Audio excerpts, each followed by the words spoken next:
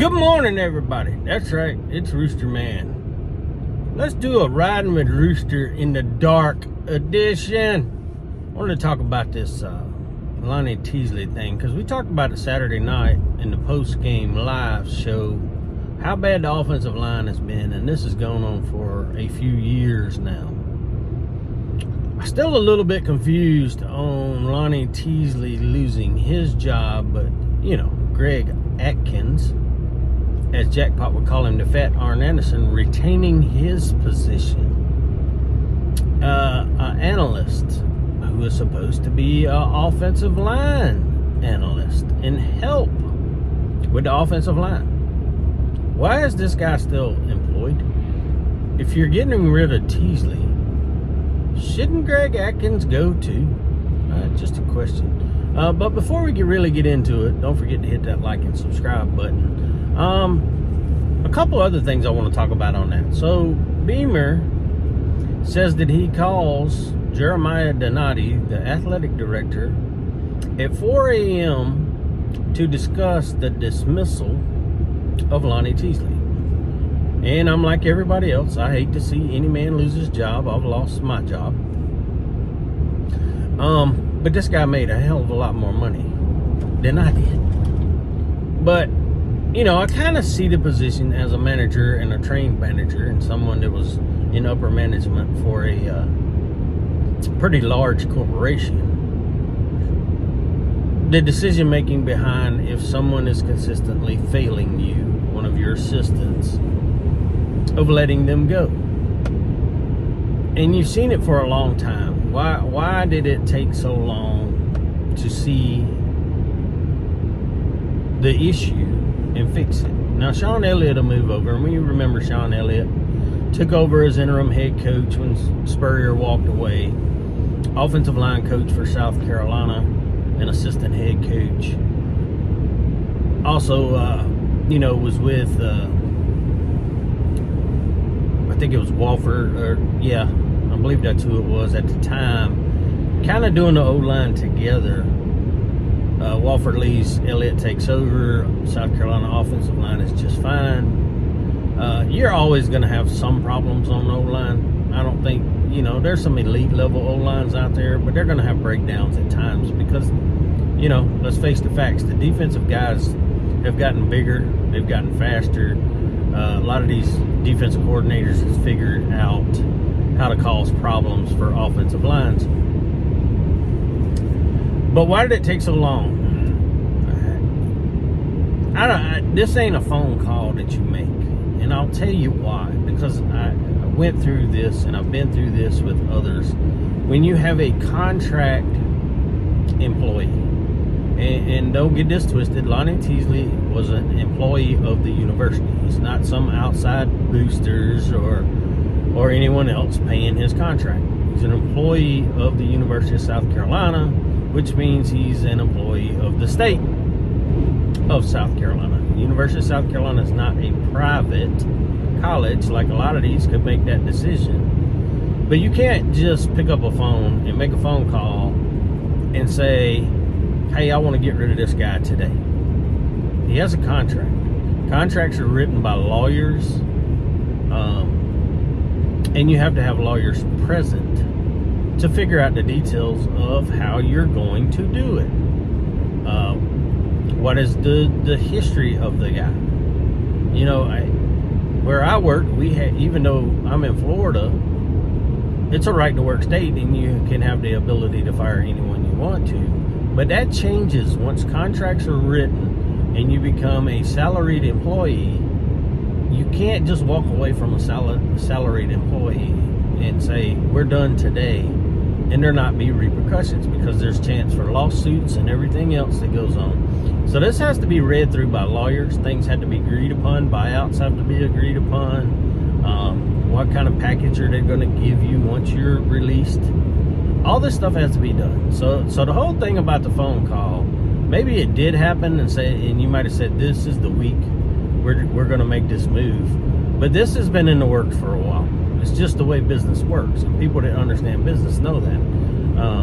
If you've ever been a salaried or contract employee, you understand they have to come with some kind of package for you as far as payouts, vacation payouts, if you have any retirement fund or anything that's invested through that company,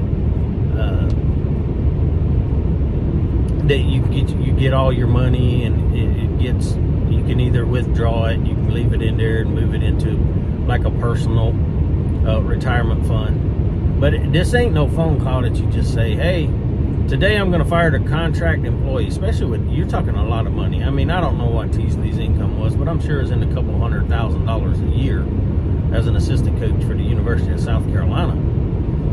He wasn't getting paid chump change. I mean, you're not talking about an $80,000, $90,000, $100,000 employee. So this has been in the works for a little while. You can tell me anything you want to. Beamer can spout out whatever he wants to, but anyone that runs a business and has contract employees, or you work for a business and you are one, you know it's bullshit. It just doesn't work that way. You can't do it that way. So this has been in the works for a few weeks. Probably took a little bit of time. Probably would have happened during the off week, but you never know when it was initiated and how long the process takes to get this stuff going. Might be a reason behind why the offensive line regressed even more, or what we think was their worst game, and it was the second worst offensive game grade under Shane Beamer in his time in South Carolina. So the move had to be made for Shane Beamer to get the heat off of his ass, right? The fans are irate enough. I always try to keep a finger on the pulse of the Gamecocks. And people think I'm crazy. They're, oh, you're full of shit. They're not going to fire Beamer. Yeah, let's go this route. If you go through X or Twitter, and yes, there is a lot of bullcrap on there, but there are a lot of honest Gamecock fans. And they saw the problem, and they're irate, and they're ranting, and they're raving about the way this football team has performed this year. With good reason. Good reason. All the talent in the world. You sit around, you tell us about how much talent is on this football team, especially the start of the year. Well, Clayton White's out here. This defense is just as talented as last year. Maybe you don't have quite the leadership, but we're not going to fall off. The players said the same thing, the defensive players. No, we're good. We're going to be just as good this year as last year. And then they've played great. They've had their moments, too, of not really playing good. We could say the Missouri game. Say, well, that running back was really good. Boy, Alabama just shut that guy down. What do you have, like 40-something? I don't even think he had 50 yards rushing against Alabama. So is our defense really that good? I don't know. Bama didn't seem to have a problem stopping him and making Mizzou throw the football, which didn't work out well for him either. Pribula, not very good. I thought he played okay, but I got crucified by the Missouri man for saying that. Oh, he was awful. 127 yards, he was terrible. He ran for a few yards too and got some first downs and stuff from Missouri. I'm like, I guess I'm just so used to watching our offense struggle and look like shit that I think another bad offense looked good. Shame on me. Shame on Shane Beamer. Offense has been terrible. Now people want Mike Shula fired. I can't argue with him. The man needs to go. We'll see what Sean Elliott can do with this offensive line. He's got a week. Thankfully, you don't have a travel day. You're at home, so you get a little extra time to work with the offensive line. What can we get figured out? I can tell you this, they're going to come out meaner. If they're a soft offensive lineman and you try to be soft, you're not going to play under Sean Elliott. I don't care how much talent you got. If you don't find some dog in you, you're going to be in Sean Elliott's dog house and sitting on the bench. I'm telling you, it's going to happen. That man is as intense of a coach as I have ever seen in my life. I mean, you're going to play and you're going to give effort and you're going to be on the bench. That's a fact. Now to get into the Schuler thing and the Beamer thing, and I'm going to throw another name in the hat of a guy that needs to be looked at. And that's Markel Blackwell. Beamer coming out and saying that he had to go in at halftime to figure out why Matthew Fuller wasn't in the game. First and foremost, as a head coach, you hadn't noticed that a guy that just broke a 70 4-yard touchdown. Hasn't been back in the football game since he broke the touchdown. What are you looking at, Shane Beamer? Do you need some glasses? Do you need to borrow the specs from the North Sellers that you can't see what running backs on the damn field? Come on, man. Do you really expect anyone to believe half the... I'm starting to get that I don't believe anything that Shane Beamer says. Anything that comes out of his mouth is really starting to make me disbelieve what the hell is going on in South Carolina. If you're standing there as the head coach and you don't know what damn running backs in the backfield, it amazes me that's not the first time he's made a statement that was very confusing on not knowing what personnel's on the field and when they're there. It's confusing as hell for me. But Blackwell needs to be looked at. We know that the running backs have problems blocking. Sometimes they've had problems choosing the correct hole. I get it. It's on the running back. It's in his vision. Well, you know, Rasul was a Blackwell recruit. You know who wasn't Blackwell recruits? Fuller, Attaway. Those are all Hardesty guys. Is there an issue of not wanting to play the guys that were recruited by Montario Hardesty? Is that something that is going on in this football team that we don't know about? I don't know. Maybe. Sometimes it's that way. Someone new comes in, they go with their guy, right? Everybody else suffers. I've seen that happen in regular business. But you guys tell me if that name needs to be thrown in there too. I think it does. I think it needs to be thrown in the hot seat. You know, that guy's got more stickers on his suitcases from team to team. Kind of reminds you of a few other people that used to be at South Carolina that went from team to team and only realistically stayed with a team for 2 years. Do you start thinking something's wrong? How about our offensive coordinator? He's got a lot of stickers on his suitcases too. Carolina Panthers, Miami Dolphins, Buffalo. Where all has that guy been besides Alabama in college? Because he's been all over the NFL. You know, normally you see somebody jumping around like that, there's a reason behind it. Why? You know, when companies look to hire their own people, they look for longevity. How long were you with the last company you worked for? If you've had, I mean, I know me as a manager, if I'm looking at someone's resume or application and they'd had, you know, let's say just 5 jobs in the last 10 years. So your average duration of being employed by someone is about 2 years. It makes you think about hiring that person because you want people that are loyal, that's going to be there and that's going to stick with you and not going to jump for $1 more. Was he released from jobs? I mean, I haven't dug into Mike Schuler to know if he was fired from these positions. Maybe he was. Maybe he was told to pack his shit and get down the road from the Panthers, from Buffalo. So, I don't know. He's a journeyman, man. And he needs to journey on the hell away from South Carolina.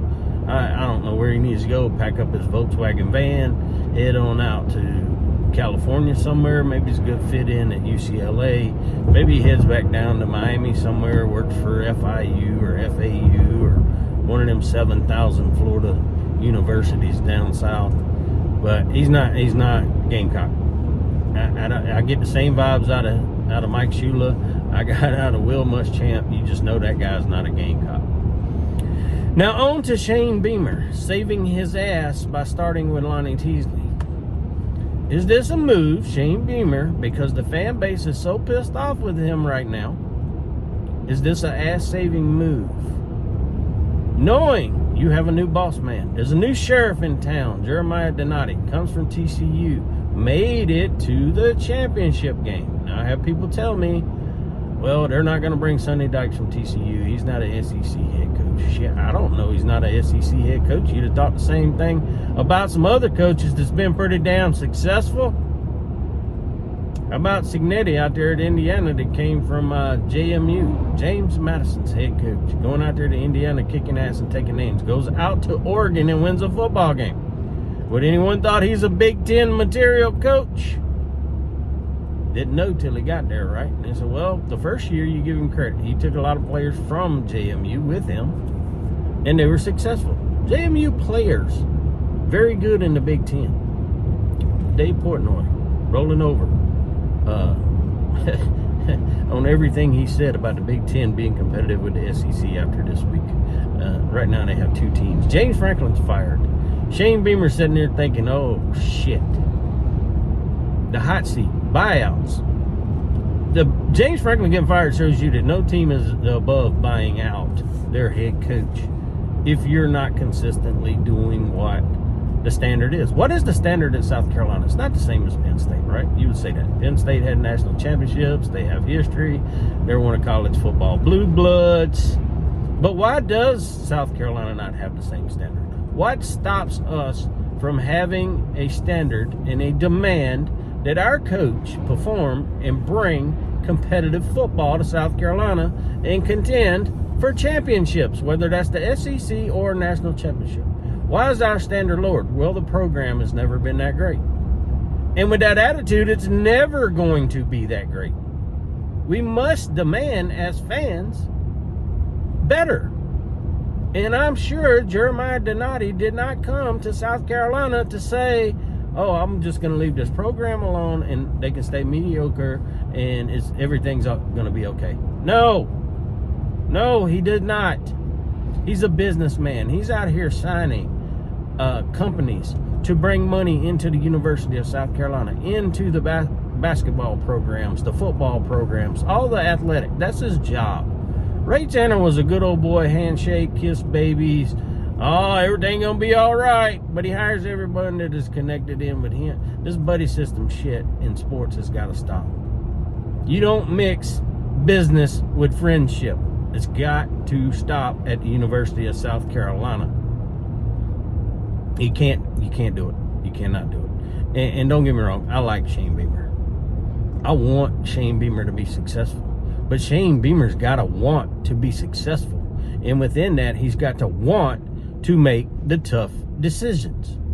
And the tough decisions is his staff right now is not good enough. Defensively, I think we're okay. I still think we could be better. But I think we're okay. You bring in talent. You raise the talent up. And you got a lot of young guys on that defense. But I think it's okay. Some basic shit that we do on defense is a head scratcher. The tackling and that type of stuff is beyond me. And when you get to the college level, and you're getting paid now to go out and make tackles. Offensively, we're just a disaster. I think you have 2 offensive coaches that need to stay, and pretty much the rest just needs to go. You can keep Fury and, of course, Sean Elliott. I think Fury's done a tremendous job with the wide receivers. Knew we were going to be really young at wide receiver, but hell, we couldn't even get our wide receivers involved. Just brutal mistakes.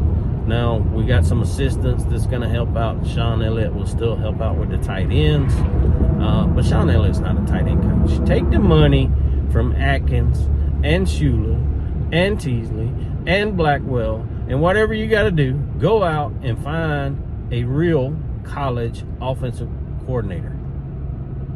Get you a tight end coach and find a running back coach that does not care if a kid was recruited by someone else.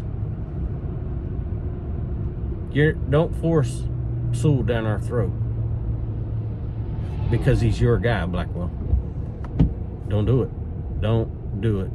But anyway, I got to get out of here. I'm headed on into work. Hope everyone has a wonderful and beautiful rest of their day. And we'll holler at you later. Peace.